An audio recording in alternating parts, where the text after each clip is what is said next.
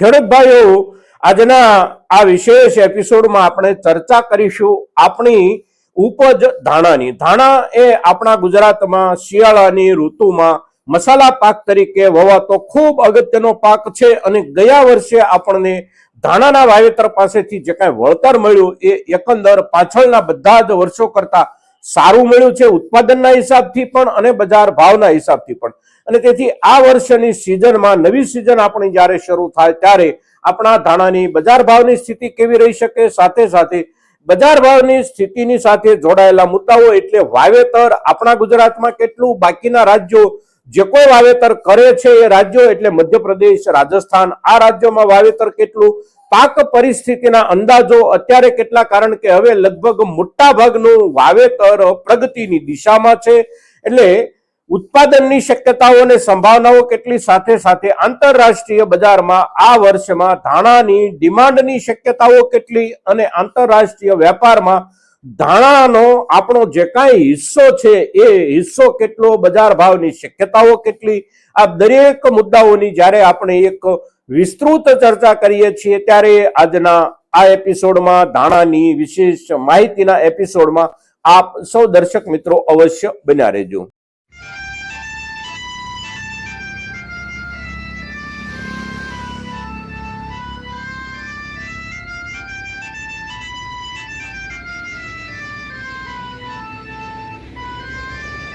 નમસ્કાર ખેડૂત મિત્રો, જય કિસાન, જય ભારત.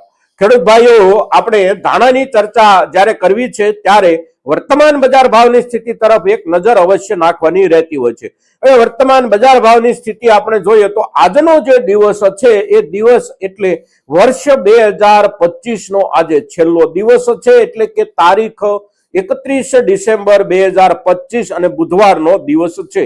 આજની ધાણાના બજાર ભાવની પરિસ્થિતિ આપણે જોઈએ અને લેવલ આપણે જોઈએ તો ધાણાના બજાર ભાવમાં પાછળના લગભગ એક મહિનાથી જે કાંઈ સુધારાઓ બન્યા છે એ સુધારાઓ પછી પણ બજાર સારી રીતે જળવાઈ રહેલું છે અને બજાર ભાવનું લેવલ આજનું એટલે લગભગ 1500 રૂપિયાથી ધાણાના વેપારની શરૂઆત થાય છે અને 2000 રૂપિયા સુધી 20 કિલોનો ભાવ આપણને ધાણાનો માર્કેટિંગ યાર્ડોમાં મળી રહ્યો છે.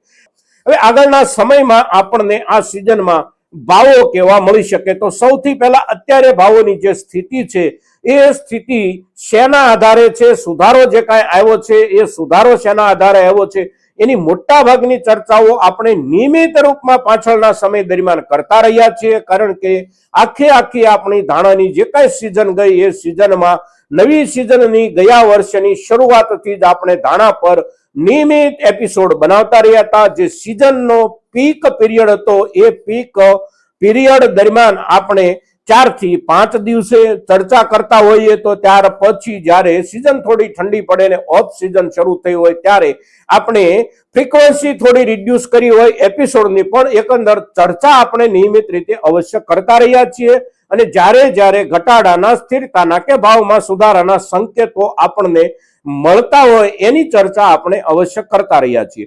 હવે અત્યારે જ્યારે ધાણા આપણા વવાઈ ગયા, ઉગી ગયા અને આપણો તમામ પાક પ્રગતિની દિશા પર છે ત્યારે નવી સિઝન જે આપણી આવવાની છે એને હવે જાજો સમય બાકી નથી. જાન્યુઆરી મહિનો પૂરો થાય, અગર તો જાન્યુઆરી મહિનાનું છેલ્લું અઠવાડિયું શરૂ થાય એટલે એકંદર નવા ધાણાની આવકો નોંધપાત્ર રૂપમાં આવવાની શરૂ થઈ જાય. પીક સિઝન એટલે ફેબ્રુઆરી અને માર્ચ મહિનો, આ 2 મહિના દરમિયાન ધાણાની મહત્તમ આવકો થતી હોય છે. એટલે આ જે પીરિયડ છે એ પીરિયડ દરમિયાન આપણને કેવા ભાવો મળી શકે છે, તો અત્યાર સુધીની આંતરરાષ્ટ્રીય બજારની જે સ્થિતિ અને જે ચિત્ર છે એના આધારે આપણને છેલ્લા સમય દરમિયાન એટલે કે નવેમ્બર અને ડિસેમ્બર આ 2 મહિના દરમિયાન ભાવોમાં ઠીક સુધારો મળ્યો છે. આખી સિઝન પર આપણે એક નજર નાખીએ તો આ વર્ષે ધાણાના ઉત્પાદનની શરૂઆતના દિવસો એટલે કે પીક સિઝનના 2 મહિના ફેબ્રુઆરી ને માર્ચ, આ 2 મહિના દરમિયાન આપણને ધાણાના ખૂબ સારા ભાવ મળ્યા છે અને એ સમય દરમિયાન સારા ભાવ મળવાનું એક સૌથી મોટું કારણ એટલે ધાણાની ક્વોલિટી હંમેશા બહુ ટૂંકા સમય માટે જળવાઈ રહેતી હોય છે અને ધાણાની ક્વોલિટી એટલે માત્ર 2 જ વસ્તુ, એક એનો કલર અને એની સુગંધ. એટલે કલર અને સુગંધ એની જે કાંઈ જળવાઈ રહેતી હોય એ બહુ ટૂંકા ગાળા માટે જળવાઈ રહે છે અને એ જ સમયગાળા દરમિયાન ક્વોલિટી ખરીદ કરનારા જે કોઈ પ્રોસેસિંગ યુનિટો હોય કે જે ત્યાર પછી આખું વર્ષ એનો વેપાર કરવા માંગતા હોય એવા પ્રોસેસિંગ યુનિટો એ સમયગાળા દરમિયાન જ પોતાની મોટી ખરીદી કરી લેતા હોય છે અને તેથી એમની ખરીદીના આધારે આપણને ફેબ્રુઆરી અને માર્ચ 2025ની સિઝન દરમિયાન ધાણાના સારામાં સારા ભાવ મળ્યા. એ સમયગાળા દરમિયાન આપણે દરેક ખેડૂતો દરેક દર્શકોને એક વિનંતી કરતા હતા કે અત્યારે જે સમય છે બેસ્ટ સમય છે, સારો સમય છે, એટલે આપણી પાસે જે કાંઈ ધાણાની ઉપજ છે એમાંથી અવશ્ય મોટા ભાગનો માલ આપણે આ સિઝન દરમિયાન આ સમય દરમિયાન વેચી નાખવો જોઈએ. ત્યાર પછી ભાવોમાં કદાચ સુધારો બને તો પણ એ સુધારો એકંદર આપણે સિઝન દરમિયાન મળતા સુધારાની સાથે સરખાવીએ તો બહુ લાભ થવાની શક્યતાઓ નથી હોતી. હવે એ જે શક્યતાઓ નથી હોતી એને સમજવાનો આપણે પ્રયાસ કરવો હોય તો માર્ચ મહિનો અને ત્યાર પહેલાનો ફેબ્રુઆરી મહિનો 2 મહિના દરમિયાન ધાણાના આપણને જે કાંઈ ભાવ મળ્યા હોય એ મળેલા ભાવ પછી એપ્રિલ અને મે મહિનો બજાર સ્થિર રહ્યું. જૂન અને જુલાઈ મહિનો બજારમાં ઘટાડો આવ્યો. પછી ઓગસ્ટ અને સપ્ટેમ્બર આ 2 મહિના ઘટાડાના લેવલે બજાર સ્થિર રહ્યું અને ત્યાર પછી ઓક્ટોબર મહિનાથી બજારમાં સુધારાની થોડી થોડી શરૂઆત થઈ. નવેમ્બર મહિનામાં થોડો સુધારો બન્યો, થોડી સ્થિરતા, થોડો સુધારો અને અત્યારે ડિસેમ્બરમાં આપણે પાછળના દિવસોની સરખામણીમાં જોઈએ તો સુધારો અવશ્ય છે. પણ અત્યારે જે ભાવથી આપણે ધાણા વેચી રહ્યા છીએ એ ભાવ સુધારા પછી પણ એ જ જગ્યાએ છે કે વચ્ચે આવી ગયેલા ઘટાડા પછી મળેલો સુધારો છે. મુખ્ય માર્કેટિંગનો જે સમય હતો ફેબ્રુઆરી અને માર્ચ મહિનો એ સમયગાળા દરમિયાન જે ભાવ આપણને મળતા હતા એના કરતા વધારે ભાવ અત્યારે નથી મળતા. સાથે સાથે અત્યારે આપણા ધાણામાંથી વજન પણ ખૂબ ઓછું થઈ ગયેલું હોય છે એટલે અત્યારનો આવેલો ભાવ વધારો પણ એકંદર આપણને લાભના રૂપમાં વિશેષ લાભ આપી શકતો નથી. એટલે આ પરિસ્થિતિ ધાણામાં કાયમ માટે રહેતી હોય છે અને આવતા વર્ષે પણ સ્થિતિ એકંદર આવી રહેવાની સંભાવનાઓ અને શક્યતાઓ હોય છે. કારણ કે ધાણા એક એવું ઉત્પાદન છે કે એને ઝાઝા સમય માટે ક્વોલિટીના હિસાબથી આપણે ખેડૂત દરજ્જે સંગ્રહી શકતા નથી. એના સંગ્રહ માટેની આખી જે સ્પેશિયલ વ્યવસ્થા હોય એ વ્યવસ્થા જે ઊભી કરી શકે એ લાંબા સમય સુધી ધાણાને ક્વોલિટીના હિસાબથી જાળવી રાખી શકે. પણ એવું આપણને ખેડૂતને પોસાતું નથી હોતું એટલે આપણી પાસે એ વ્યવસ્થા નથી હોતી અને એના કારણે આપણા ઉપજ પર થતી નકારાત્મક અસર પણ આપણે જોઈ રહ્યા છીએ કે અત્યારે બજારમાં જે ધાણા આવી રહ્યા છે એમાં કેટલાક ધાણા એવા આવી રહ્યા છે કે એનો એક દાણો સળી ગયેલો હોય અને એ જે સળી ગયેલા દાણા આવે છે એનો અર્થ એ થયો કે આપણે ઉપજ ઉપજાવી શકીએ છીએ, સંગ્રહ પણ કરી શકીએ છીએ, પણ જે રીતે સંગ્રહ થવો જોઈએ એ રીતે સંગ્રહ નથી કરી શકતા. પરિણામે આપણને નુકસાન જાય છે. જે ધાણા સળેલા આવે છે એ ધાણા અત્યારે પણ કોઈ 1300 રૂપિયામાં કે 1400 રૂપિયામાં માંડ ખરીદતું હોય અને ઉત્પાદન સમયે એનો જે વજન હોય એમાંથી ઓછામાં ઓછો 35 થી 40% જેટલો વજન ઘટી ગયો હોય અને એના કારણે આપણે સિઝન દરમિયાન વેચવાનો ને અત્યારે વેચવાનો હિસાબ કરીએ તો મોટું નુકસાન આપણને જતું હોય છે. એટલે આ મુદ્દાઓ આપણે શરૂઆતી સિઝનમાં અવશ્ય ધ્યાનમાં રાખવાના છે.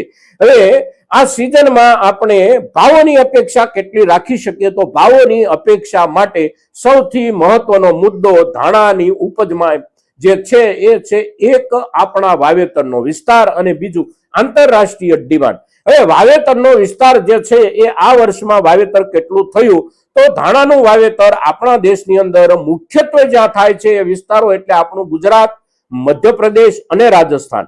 હવે આ ત્રણેય વિસ્તારો પૈકી આપણે જોઈએ તો લગભગ સમગ્ર આપણું રાષ્ટ્રીય ધાણાનું ઉત્પાદન જે છે એ ઉત્પાદનમાં 35 થી 40% જેટલો હિસ્સો આપણો છે, 40-42% જેટલો હિસ્સો મધ્યપ્રદેશનો છે અને બાકીનો જે હિસ્સો છે એ રાજસ્થાન અને કેટલાક નાના મોટા રાજ્યોનો છે. પણ એકંદર સૌથી મોટું વાવેતર એટલે આપણે ગુજરાત અને મધ્યપ્રદેશ, ત્રીજા ક્રમે રાજસ્થાન. પણ આ વર્ષે મધ્યપ્રદેશ, રાજસ્થાન આ બંને રાજ્યો પૈકી એક પણ રાજ્ય તરફથી આ સિઝનની શિયાળુ વાવેતરની મસાલા પાકના વાવેતરના રકબાની વિગતો હજી સુધી જાહેર કરવામાં નથી આવી. સરકારે એક પણ વખત એટલે કે મધ્યપ્રદેશ અને રાજસ્થાનની સરકારે એક પણ વખત એમને ત્યાંના મસાલા પાકના વાવેતરના આંકડાઓ રજૂ નથી કર્યા. સામે આપણી ગુજરાત સરકાર નિયમિત રીતે અઠવાડિક પ્રગતિના આંકડાઓ આપતી રહી છે અને છેલ્લા આંકડાઓ જે આવ્યા છે એ આંકડાઓ પ્રમાણે ગયા વર્ષની સરખામણી કરતા આપણા ગુજરાતમાં ધાણાના વાવેતરનો વિસ્તાર લગભગ 7 થી લઈ અને 8,000 હેક્ટર જેટલો ઘટ્યો છે. હવે ટોટલ વિસ્તારની આપણે વાત કરીએ તો ગયા વર્ષે 2024નું ધાણાનું આપણું ગુજરાતનું વાવેતર એટલે લગભગ 1,25,000 હેક્ટર વિસ્તારમાં વાવેતર અને આ વર્ષનું વાવેતર એટલે લગભગ 1,16,000 થી લઈને 17,000 હેક્ટરનું વાવેતર. હવે એને ટકાવારીમાં આપણે જોઈએ તો લગભગ આપણે એવું સમજવું પડે કે લગભગ 6% જેટલું વાવેતર આપણે ત્યાં ઘટ્યું છે. સાથે સાથે મધ્યપ્રદેશમાં પણ વાવેતર ઘટ્યું હોવાની શક્યતાઓ અને સંભાવનાઓ આપણા જેટલી છે, આપણા કરતા વધારે છે. રાજસ્થાનમાં પણ સ્થિતિ એ જ છે. એટલે વાવેતરના આંકડાઓ આપણા દેશમાં ધાણાના રકબામાં અવશ્ય ઘટેલા હશે. હવે ઘટેલા વાવેતરના આંકડાઓ પછી પણ આ વર્ષમાં વાવેતર જે કાંઈ થયું છે એ વાવેતરમાં પણ આંકડાઓ જે કાંઈ આવી રહ્યા છે એ આંકડાઓમાં વધારેમાં વધારે વાવેતર થયું હોય તો એ ડિસેમ્બર મહિનામાં થયું છે અને ડિસેમ્બર મહિનામાં પણ 10 તારીખ પછીનું જે કાંઈ વાવેતર મસાલા પાકોમાં થતું હોય એ વાવેતરમાંથી ઉત્પાદન એવરેજ જે ઉત્પાદન આવતું હોય એના કરતા 25 થી 30% જ ઉત્પાદન મળે. ખેડૂત ગમે તેટલી કાળજી રાખે, ગમે તેટલા એની પાસે સાધનો હોય, ગમે તેટલી વ્યવસ્થા હોય, ડિસેમ્બર મહિનાની 10 તારીખ પછીનું થયેલું મસાલા પાક અને એમાં પણ ધાણા અને જીરા જેવા પાકનું વાવેતર એટલે 25% મહત્તમ ઉત્પાદન, એનાથી વધારે ઉત્પાદન મળવાની શક્યતાઓ અને સંભાવનાઓ નથી હોતી. કારણ કે સિઝન પૂરી થઈ જાય છે છોડના વિકાસની અને અંતિમ ઉત્પાદનના તબક્કા દરમિયાન એને જે વાતાવરણ મળવું જોઈએ એ વાતાવરણ ન મળવાના કારણે ઉત્પાદન આપોઆપ ઘટી જાય છે અને જેટલું ઉત્પાદન ઘટે એટલી ક્વોલિટી ઘટે. એટલે ક્વોલિટી પણ નબળી વિશેષ પ્રમાણમાં આ વર્ષમાં કદાચ આવી શકે છે. પાછોતરા વાવેતરના કારણે ઉત્પાદનમાં ઘટાડો પણ થઈ શકે છે. હવે ઉત્પાદનના કુલ જથ્થાની વાત કરીએ તો કુલ ઉત્પાદનનો જથ્થો ગયા વર્ષે આપણા દેશની અંદર જે કાંઈ હતો એ મસાલા એસોસિએશનના કહેવા પ્રમાણે લગભગ 1 કરોડ અને 10 લાખ બોરી આસપાસ ઉત્પાદન હતું. આ વર્ષે વાવેતર વિસ્તાર ઘટે અને પાછોતરું વાવેતર વધ્યું હોવાના કારણે ઉપજમાં પણ ઘટાડો થાય. સાથે સાથે આ વર્ષના શિયાળાનું વાતાવરણ હજી અત્યાર સુધી સારું નથી. આગળના દિવસોમાં વિશેષ પ્રમાણમાં ખૂબ સારું બની જવાની સંભાવનાઓ પણ ઓછી છે એવું હવામાન વિભાગ નિરંતર કહેતું રહ્યું છે. એટલે ઉત્પાદનમાં પણ અવશ્ય ઘટાડો બેસશે, સાથે સાથે ક્વોલિટીમાં પણ ઘટાડો બેસશે. એટલે ઉત્પાદનનો આંકડો જે કાંઈ છે એ બોરીના હિસાબથી આપણે જોયું એમ 1 કરોડ અને 10 લાખ બોરી ઉત્પાદન થાય તો એને ટનમાં પરિવર્તિત કરીને આપણે જોઈએ તો બોરીમાં જે પ્રમાણ ગણવામાં આવે છે એ પ્રમાણની સામે લગભગ 6.5 લાખ થી લઈ અને 7 લાખ ટન જેટલું ધાણાનું ઉત્પાદન આપણા દેશની અંદર થઈ શકે. ગયા વર્ષના હિસાબથી થાય તો પણ એ પ્રમાણે થવાની સંભાવના નથી. એટલે ઉત્પાદન આપણું અવશ્ય ઘટે છે. સામે વૈશ્વિક બજારમાં સ્થિતિ કેવી તો વૈશ્વિક બજારમાં સૌથી મોટા ધાણાના નિકાસકાર એટલે આખી દુનિયામાં આપણે છીએ. કારણ કે ઉત્પાદક પણ આપણે જ સૌથી મોટા છીએ. ત્યાર પછી બીજા ત્રીજા ક્રમે જે લોકો છે એટલે કે ઇજિપ્ત હોય, સિરિયા હોય, આ દેશો સાથે સાથે ઈરાક પણ નાનું મોટું ઉત્પાદન કરે છે ધાણાનું, પણ એના આંકડાઓ બહુ ટૂંકા હોય છે એટલે એમની બહુ અસર નથી હોતી. મોટામાં મોટી અસર જે કાંઈ આંતરરાષ્ટ્રીય બજારમાં હોય છે આપણા ઉત્પાદનની, આપણી ક્વોલિટીની અને એના આધારે આંતરરાષ્ટ્રીય બજાર ચાલતું હોય છે. અત્યારના સમયમાં બજાર જે રીતે ચાલી રહ્યું છે એ રીતે કદાચ નવી સિઝનમાં ચાલી શકે, એના કરતા થોડું સુધરી પણ શકે છે. પણ સુધરતું બજાર હોય તો પણ ધાણાની ક્વોલિટીને સાચવવાના મુદ્દાને આપણે અવશ્ય ધ્યાનમાં રાખી અને નવી સિઝનમાં પણ વેપારનો નિર્ણય કરીએ મિત્રો. એટલે ધાણાનું ઉત્પાદન આ વર્ષમાં સંભવિત રૂપમાં આપણે જોઈએ તો મહત્તમ 6 લાખ ટન સુધી થઈ શકે છે. એનાથી વધારે થવાની સંભાવનાઓ બહુ ઓછી છે. એટલે ઉત્પાદનનો આંકડો ત્યાં સુધી અટકી જાય છે. સાથે સાથે આપણે વીતેલા વર્ષનો કેરી ફોરવર્ડ સ્ટોક જે બોલવામાં આવે છે એટલે કે પાછળના વર્ષનો ખેંચાતો આવતો જથ્થો તો પાછળના વર્ષના ખેંચાતા આવતા જથ્થાના આંકડાને હંમેશા બહુ ઓછા ધ્યાનમાં લેવાની જરૂર હોય છે, કારણ કે દર વર્ષે જથ્થાઓ ખેંચાતા જ હોય છે.